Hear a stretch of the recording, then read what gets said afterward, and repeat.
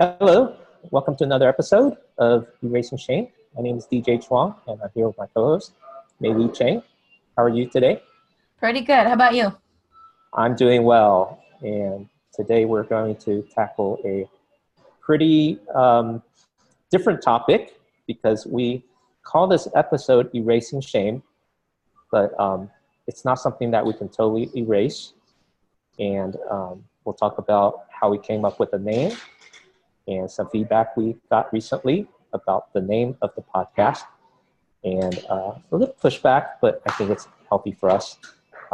In essence, we're going to talk about the positive aspects of shame because it's not all negative, and erasing shame might suggest that it's all negative. And some of the mainstream conversation, particularly popularized by renowned TED Talk speaker and researcher on shame, Brene Brown. She has kind of popularized the notion of the negative aspect of shame as if it was all negative. And there's a lot of it that is negative and hampers our healthy living. But that'll be our topic for this episode of Erasing Shame. Well, let me set it up a couple different ways. One is that in the Chinese language, someone had done the research that there's 113 different terms and phrases that refer to shame. Wow. Not all of it negative, but it just shows you how many nuances and details there are to the aspect of shame, especially in East Asian cultures. And then secondly, we recently received a message on our Facebook page, and they were expressing some concern about the name of this podcast, Erasing Shame, because it's not all negative and there are positive aspects to shame. So since I came up with the name, I'll let you, Maylee, be my conversation partner on what are the positive aspects of shame that we should bring out more of. Yeah. So let's see. So I think maybe before even diving into that, understanding emotion, right? Understanding emotions in general. So emotions are essential, right? They remind us that we're living, we're human, we're breathing, and we know how to respond to our environment. And so in that essence, it's neither good or bad. Essentially, it's what we do with the shame, like any other emotions, right? It's what we do with it and how we integrate it and how we're taught to feel it. That can essentially lead down the path of positive or negative. And so I think with that understanding that shame can have benefits, it can, help us in lots of areas of our life. So even just maybe talking about those would in itself help us deal better with shame, help us be adaptive with our shame as opposed to being maladaptive with them. So that's a little gist of it. Okay, well, the thing is, shame is, it seems to me, it's more than just a feeling or emotion. It affects our relationship, it affects our thoughts, it affects our perception and even our identity. So how would you distinguish those different aspects of shame while we move towards drilling down to the positive aspect? Yeah, so essentially at the very root of it, it is an emotion. And you're right. So the depending on how we receive it and how we utilize it, that's what impacts the relationships, the self-worth. So what was your question again? Well, I think there's some aspects of shame that's more than emotion, while the essence, it is a painful emotion and painful feeling. Right. So I'm thinking like in a Chinese cultural context, on Chinese background, there was a phrase that my family and people in the Chinese community would use, like losing face. And it would be framed and described in the sense of you've done something wrong and you've brought shame to the family. So it was more than just a feeling. It was as if it was a reputation. You've blemished the reputation of our family by your bad action. Yeah, I think a good way to maybe understand it, it's not either or. It's encompassing of all of that. Yeah, so I think if we were to talk about maybe some of the positives of shame, you know, I mean, there's definitely a lot for one big benefit is that it is a moral gauge, right? So families shame us because it's somehow to them you did something morally wrong, or you know, something to ruin your reputation. And so it is definitely a gauge, and it's not necessarily negative per se, because what it does is it can deter your legitimate maybe destructive or toxic behaviors. Yeah, so it can deter behavior. So a little bit more about the moral gauge is, you know, it can give you self-worth if you change, right? So it can give you I mean, if you're vulnerable with it, right? If you're vulnerable with your shames, then it can heal you from, you know, that situation. And so, yeah, so that's a little bit of it. Okay, let's drill down to a little specific so our listeners and viewers can relate. So let's say I am in such pain because I am not able to get straight A's. And that's actually true for me, but I'm not able to get straight A's, and my family is rather disappointed and upset and feels like I have brought some level of shame and a lack of reputation, lack of honor for my family, because I'm surrounded with neighbors and friends who do have kids who get straight A's. And as a result of that, as a reaction to that pain, I start indulging in some drinking behavior. If I were underage, and that is not a good behavior, not a healthy behavior. And so help explain that situation. What aspect of that real life situation is shameful in the bad sense and shameful in the good sense? Okay. So again, I think if we go back to what I said earlier, right? It's how I say, if that was me, right? How I have received, how I receive it, and how emotionally intelligent I am with the shame that's been brought upon me. Like essentially when it starts, it's your parent shaming you, right?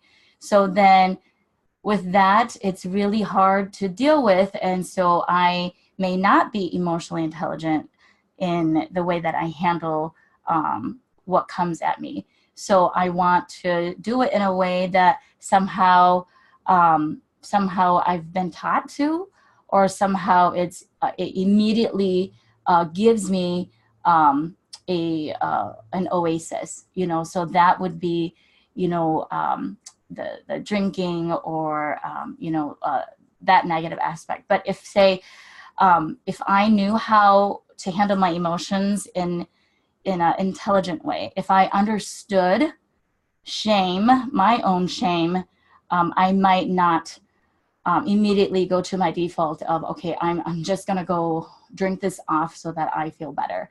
I might say, you know what, I goofed, and yeah, you know, I'm gonna accept that. So that's a positive piece of it, is I'm gonna accept that I goofed, and I'm gonna try to do better next time.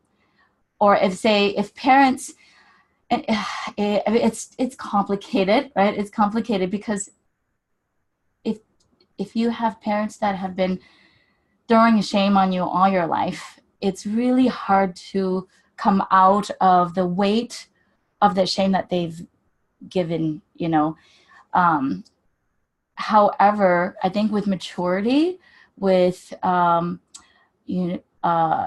understanding our own emotions, with good relationships, with good mentors, maybe older people who have gone through it, that were in that space, then we're able to maybe utilize shame in a more positive sense. And so we might not go down, because essentially we have two choices, right?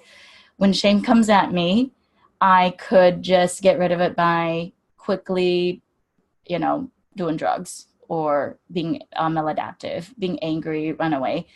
Or I could choose to go the positive route of, okay, this sucks. I'm gonna allow myself to feel this shame because I did, I didn't do great, right?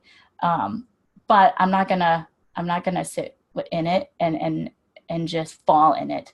I'm gonna choose to take this path of, being adaptive and trying my best and doing better, and then learning to filter what comes at you too, because in that situation your parent might keep going at you because, granted, you might try your very best, but you're not meeting their expectations still. At that point, I think you have to learn how to say, I'm going to accept me for who I am. I'm going to accept that this is the best that I could do for myself, and I'm going to learn to not allow my parents' shaming to define my self-worth. But it takes so much to go from, it's so much easier to go the other route. It takes, emotional intelligence, maturity, and people around us to really take the other path. Yeah. So, and one of the reasons it's easier is because you can get the instant relief from the pain. Right. Or not actually relief. You're masking it, you're hiding it, suppressing it. And so whether it's drugs or alcohol or other maladaptive, which is a fancy word for bad things, yes, that are actually not healthy for you. Yeah. It's easier to escape than to stay grounded and to do the things that are healthy for you the long term. And so let's stay on this because this is a real situation, and I'm anticipating viewers of Erasing Shame and listeners of Erasing Shame are very much those young adults and college students that are in that very place where they're not able to perform to the high standard, unrealistic standards that they might have of themselves or the family might have of them, or the social pressure that they might have of them. And that triggers a painful emotional response, which can be called shame, for that person to, it could be even life or death, truly. Right. And so the bad behaviors that someone might choose because of this overwhelming feeling of shame can be disastrous. And as we're talking about the positive aspects of shame, in that particular situation, it might be a little harder to see, but you did say that if you can recognize that you have value because you're alive, just simply at that, you have value not because of your grades and performance. You have value because you're alive. That painful feeling, you can feel it, but you don't have to give in to that painful feeling to do bad things. Right. That painful feeling. So let's do some role play. Maylee, I'm dealing with some really painful feelings because I got my report card and it wasn't all A's, and I don't want to tell my parents about it because they're going to scold me and they're going to express their disappointment. In the end, they might say they still love me a week down the road, but in the moment today and during the week, they're going to have to work through that difficult emotion. What encouragement would you share with me? Because I'm just feeling terrible. Right. Um, I think um, so when you give me a role play, I'm always thinking about like, okay, what is the background of this? Is it a current thing or is it like a lifelong? Yeah, Every time I get a report card, we're just gonna talk about right now. Just okay. right now, I got my report card. It's my last semester. I was on a great streak, and then I failed. I feel like a failure. Yeah. So I think what I would say to you is, all right, so let's look at the big picture, right? Look at the big picture. How have you been doing your whole college career?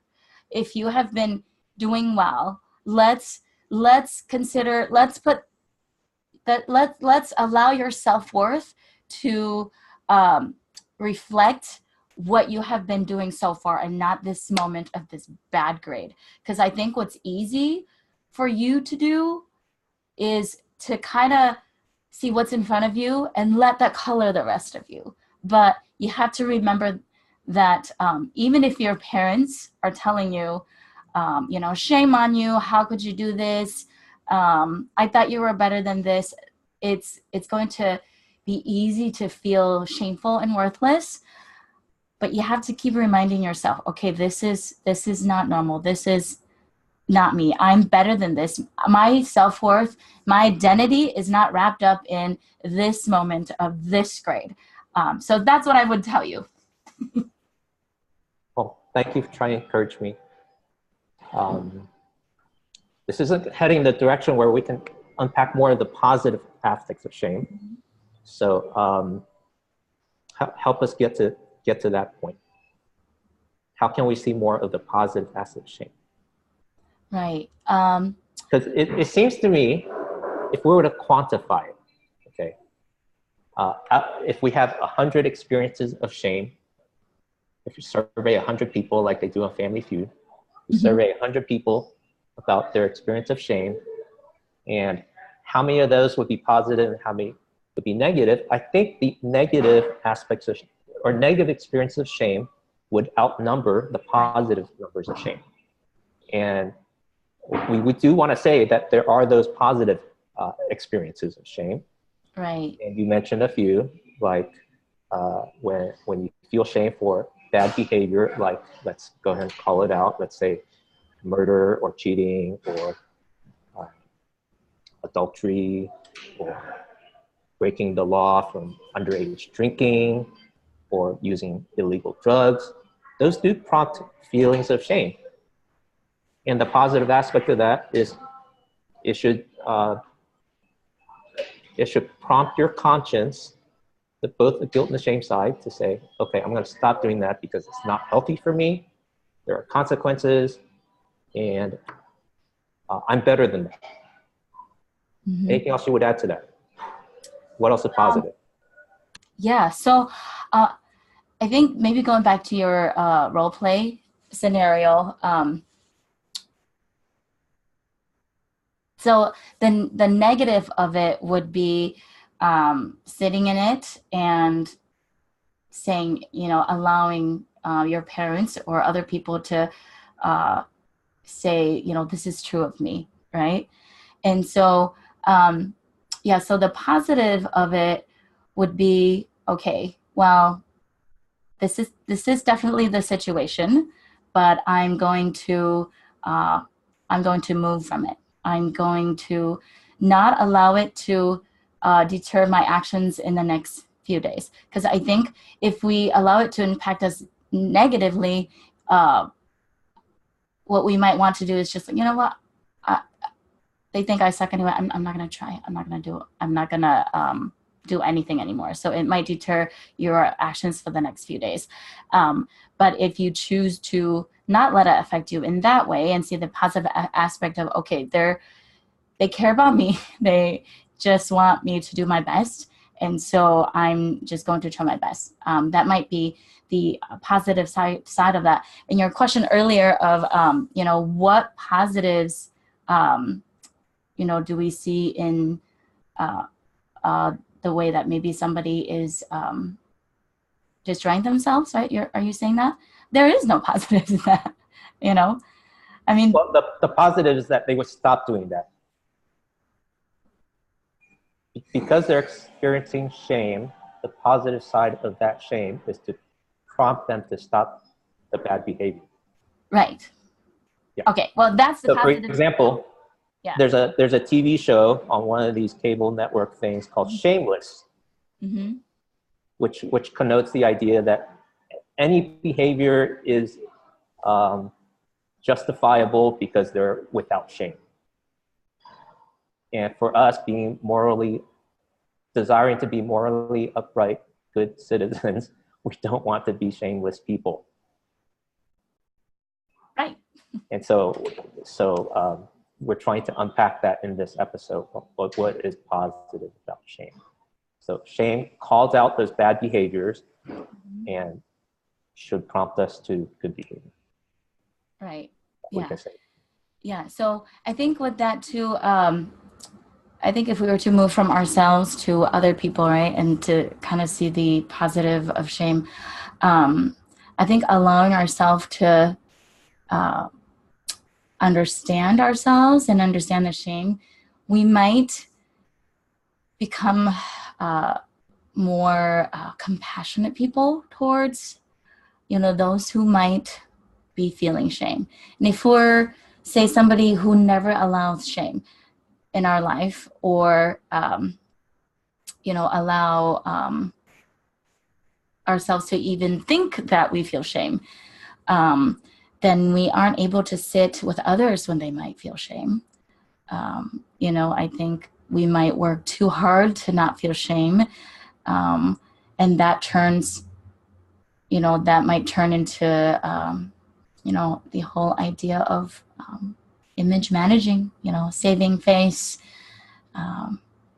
But if we allow shame to be present and to let it guide us in a positive direction, then there might be less of that, image managing, more compassion for, our friends, our children. Yeah. So. Very good. Anything else you want to add? And then we'll recap and itemize the 10 positive aspects of shame. Did we come up with 10 yet? Aspects of shame. Did we come up with 10 yet? I think we mentioned 3 or 4. Why don't we itemize now so we could think about what we've talked about already? Good. That's good. We talked about how shame can deter our negative unhealthy behaviors. Mm-hmm. Shame can motivate us to do better. So yes. We mentioned that. Mm-hmm. Let's see, what else did we talk about? Shame gives us the capacity of empathy. Increases our and compassion. Mm-hmm. Yeah. Yeah. And shame expands our experience of feelings. Right. Yep. Because in working through shame,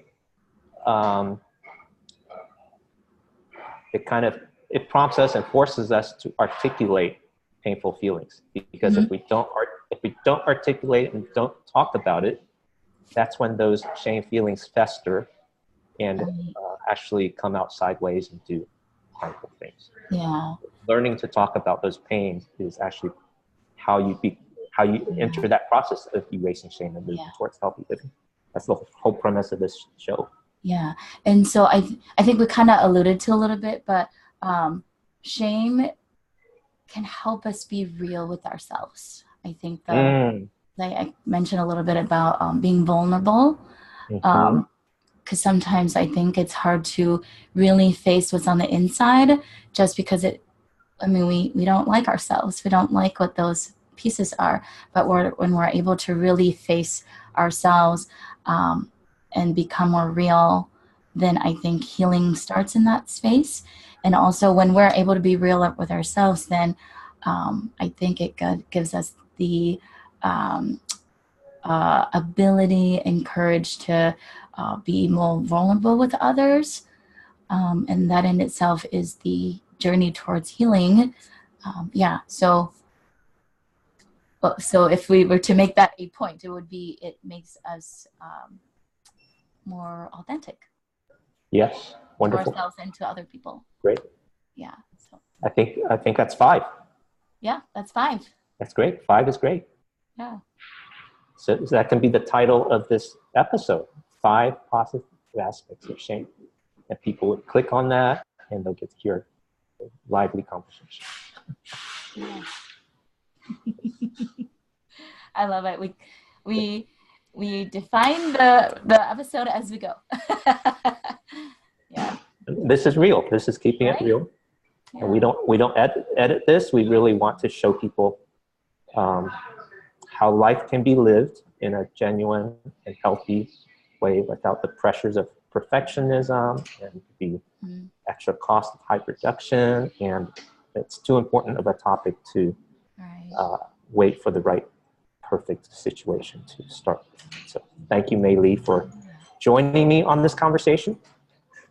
And I'm glad we could unpack and list the positive aspects of shame. And thank you for the person for writing in about that. I think maybe before we go, to maybe put in a specific practical step is to do self-reflection, to journal, to pray, to talk about exactly what are those pieces in my heart, in my mind, in my relationships that I'm very, very ashamed of, and then being truthful, and then from there, see which pieces you might be ready to disclose to someone else so that they can provide support as you journey through, overcoming shame. That's great.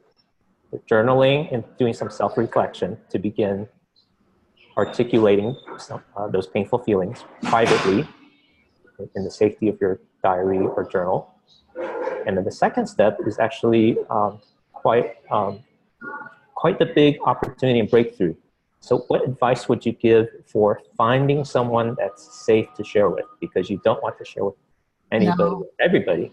How do you find, what are the characteristics of a person that would be safe to share your most painful moments?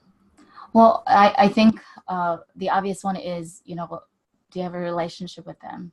Are they people well that will keep your information confidential? Are they wise enough to tell you the truth and not just maybe sugarcoat things? And then, are they able to continue to walk with you if need? Somebody who is emotionally stable, who might not take your information down the road when they're upset at you and broadcast it.